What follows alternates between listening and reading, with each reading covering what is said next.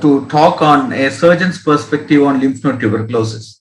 So I will not touch upon any of the medical part, but however, I will have to give a quick recap of what is presently known about lymph node tuberculosis, and then of course the surgeon's challenge, which is part of the talk.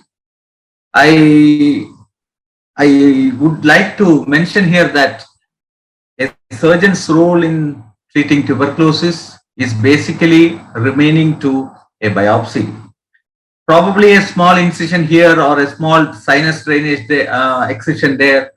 We don't do much in management of lymph node tuberculosis. Definitely we play a big role in providing a sample for diagnosis. And sometimes in some situations like carcinoma, the breast granulomatous mastitis, or probably in a mesenteric adenitis where it is mistaken as acute appendicitis, we generally go ahead with a surgical procedure. Other than that, we always limit our this one to a biopsy.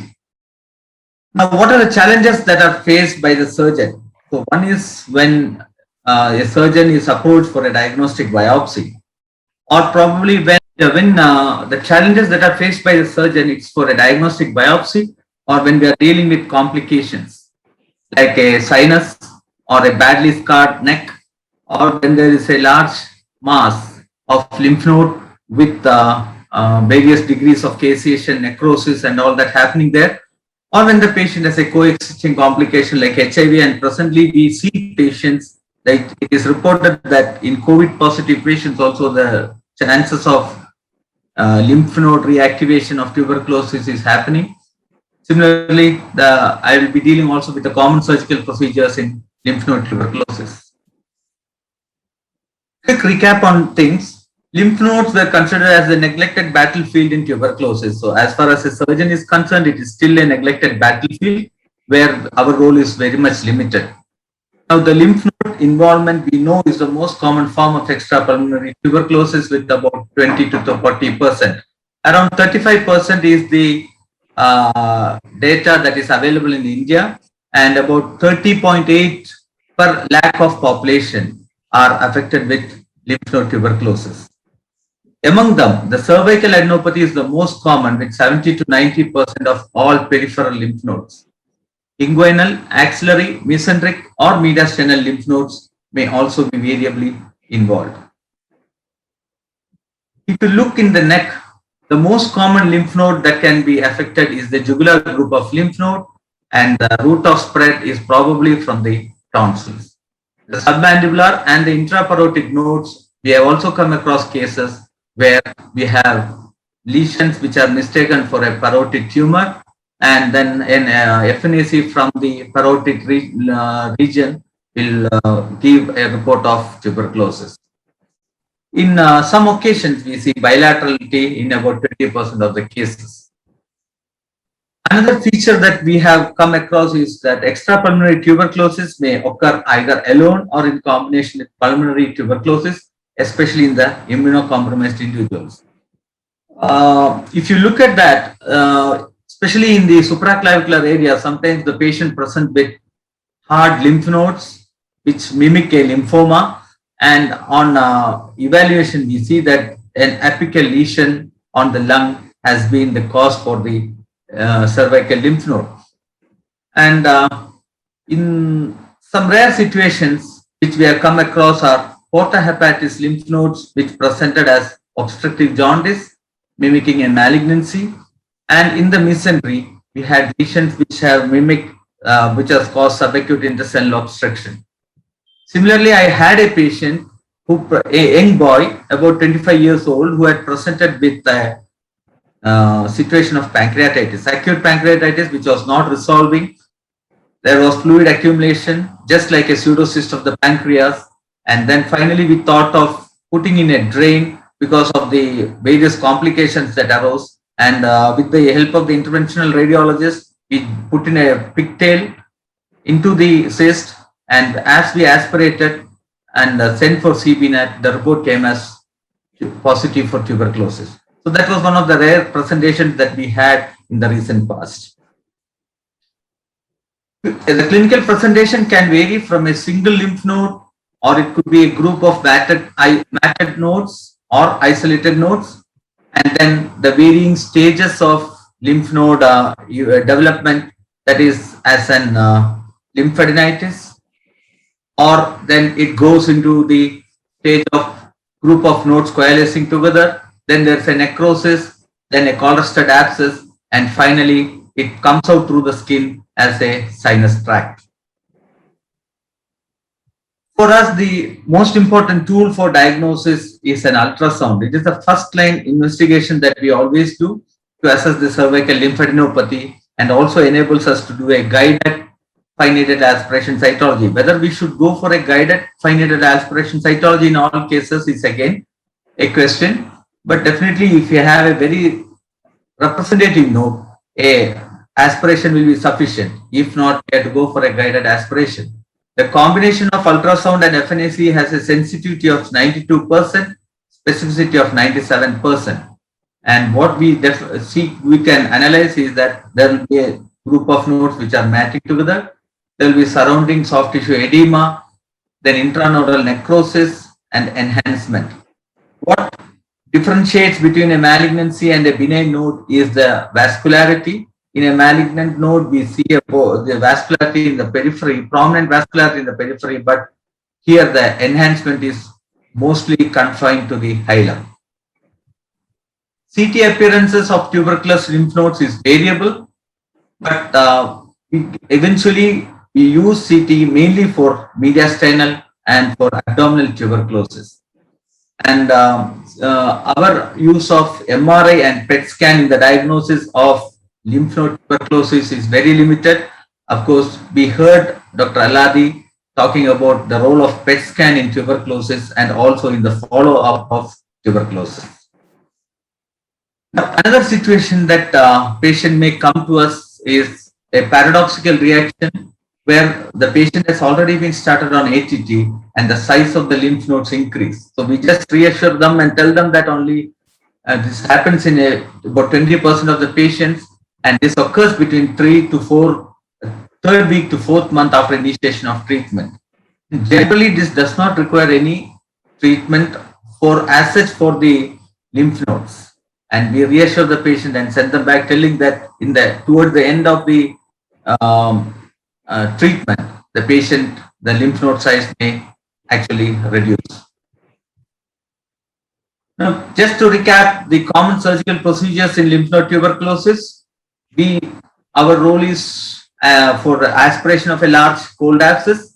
We generally resort to zigzag aspiration because we don't want to have a direct track on the skin so that the sinus formation is prevented. Incision drainage is sometimes resorted to if there is a lot of caseous material and necrosis along with the cystic swelling, and then the incision is done in a non-dependent manner. Surgical removal of the lymph nodes may be carried out in the setting of non-responders, that is, patients who have the persistent lymph nodes despite the full course of treatment. As far as the sinus tract is concerned, excision of the sinus tract is the treatment of choice, but in all these situations, surgeons are faced with so many difficulties, which I will come to later. Now, what are the challenges a surgeon faces? One is in the simple cervical lymph node biopsy. Most often we get a request for a lymph node biopsy, and then upon evaluation, we see that either lymph node is posteriorly fixed to one of the major vessel structures, or that the lymph nodes are in a difficult position to access by through a local procedure. So then we'll have to resort to major anesthesia and removal of the lymph nodes. Again, the question of subcentimetric lymph nodes. Actually, it is mentioned that a lymph node more than 1 centimeter should be evaluated, but we do get cases where ultrasound done for something else reveals subcentimetric lymph node, and then we are forced to evaluate such nodes because the patient is losing weight, patient has some other symptoms. The common structures that could be injured during a cervical lymph node biopsy are the spinal accessory nerve and the thoracic duct, especially on the left, the supraclavicular region. And the third dangerous thing that we all often encounter, not often, have to keep in mind is the bleeding from a vein, adjacent vein. Now, when this happens, when the matted group of lymph nodes are adherent to the major vessels like internal jugular veins. Now, another situation is we do not get a full cervical node for biopsy. This is probably because there is a central caseation and there is discharge from the pus, and a total excision may not be feasible because the entire mass of lymph nodes would have been mated together, and therefore we cannot excise. In that situation, we are forced to take out the pus for sample for analytical studies and then excision in part for the biopsy. Coming to the axilla, we have the problem of large axillary nodes. We have seen very large axillary nodes which get fixed to the axillary vein, and then when we do a lymph node excision, there could be a possibility of lymph injury to the axillary vein. So these are things that we have to keep in mind as surgeons when we are doing a lymph node biopsy. It may not be sometimes as simple as we see it. Again, in an epitrochlear lymph node, the biopsy, there is injury to the ulnar nerve, which should be kept in mind. Inguinal node biopsy, we should always think about lymphoria. Recently, there was a patient who had an axillary lymph node and with all caseation necrosis, then the lymph node and IND had to be done, and then the patient came with persistent lymphoria and was not responding well to the treatment also. Now, the challenges for a surgeon for a mediastinal lymph node biopsy has been described by the earlier speaker on chest wall TB, where we do a guided FNAC or a thoracoscopic procedure. Sometimes for a biopsy, a open anterior thoracotomy may also be required. The next challenge is on abdominal tuberculosis. As I said, mesenteric or peripancreatic or para-aortic lymph nodes, where we have either a guided FNAC, which could be done by an interventional radiologist, or then as a surgeon, we are performing a laparoscopic lymph node excision. And it may not be that easy because the patient whom I had operated 2 days is still in the ward. He had a large mass in the right iliac fossa, which was between the leaves of the mesocolon and couldn't be removed. And we could just do a incisional biopsy for the patient. And none of the investigations actually could mention the nature of the pathology. And of course, definitely, if you are not able to get a biopsy by either an FNAC or a laparoscopy, we resort to laparotomy. Now, coming to cold abscess, it can be anywhere in the neck, where most often cold abscesses are from either the lymph nodes or from the other soft tissues. So, neck in retropharyngeal, or it can track into the retropharyngeal space, where it can form a retropharyngeal abscess or as a paraspinal abscess and along the ribs. Now, for us, we often come across psoas abscess, which now we resort to drainage by either an interventional method, where we put in a pigtail catheter and try to remove the abscess, or try to drain the abscess, or in situations where that is not possible, we also go in for a drainage, open drainage of the abscess. Now, remember about coexistence of HIV, and then we have a double trouble where we have the advanced tuberculosis for the patient, and also we have to follow the universal precautions. So to talk about the general consensus in the unique presentations, one is a single lymph node, as it is shown in the picture. If you get a single lymph node, what is sufficient is definitely an FNAC. If the FNAC is inconclusive, you have to go for excisional biopsy. But in situation like this, excisional biopsies will definitely be difficult for a surgeon, and sometimes we have to resort for general anesthesia to remove a simple lymph node.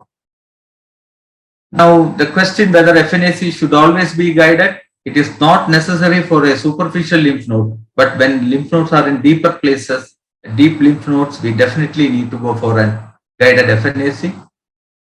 Biopsy from a necrotic node or a cold abscess, we generally resort to only for an abscess wall biopsy, but the pathologist will always request for a full complete node because the capsular and subcapsular sinuses are well delineated and traction artifact will be minimal. So the pathologist can interpret better when we give a complete lymph node. So this may not be possible in many situations where the nodes are very much necrotic.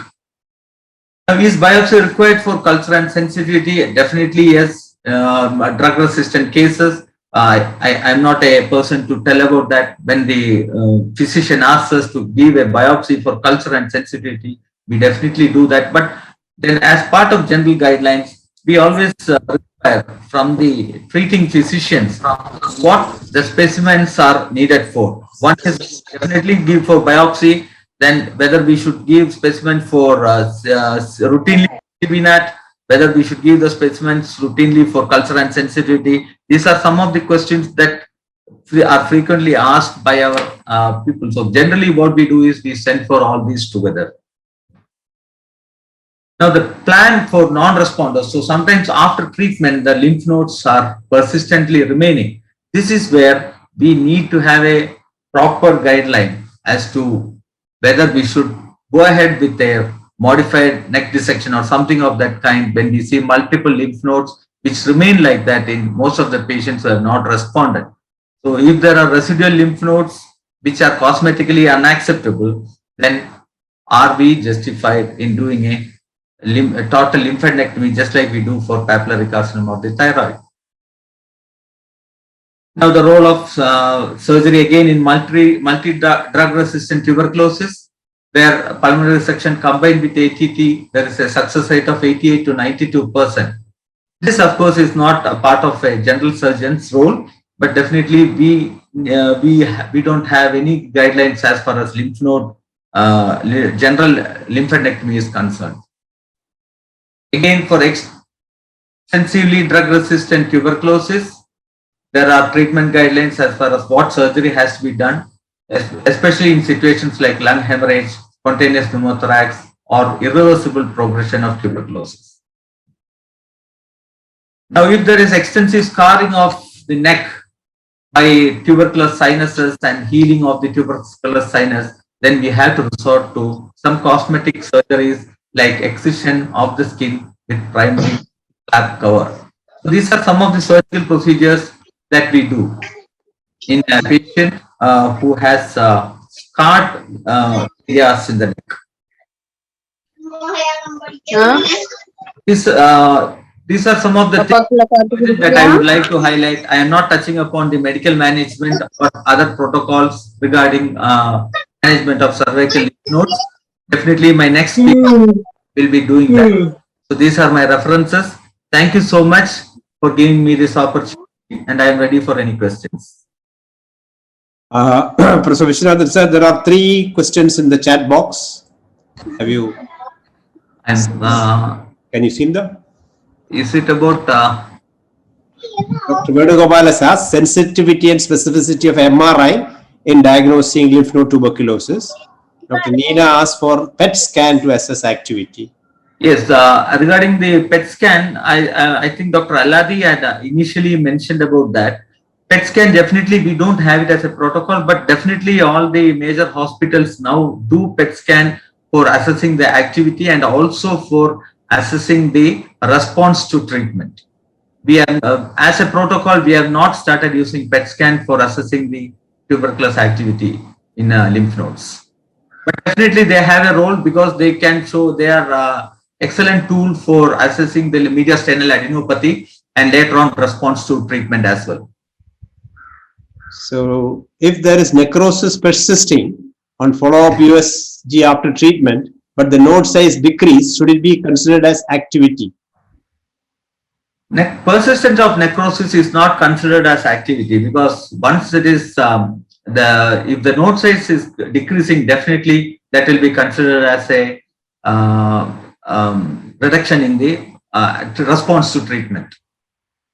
Necrosis as such, we don't consider it as a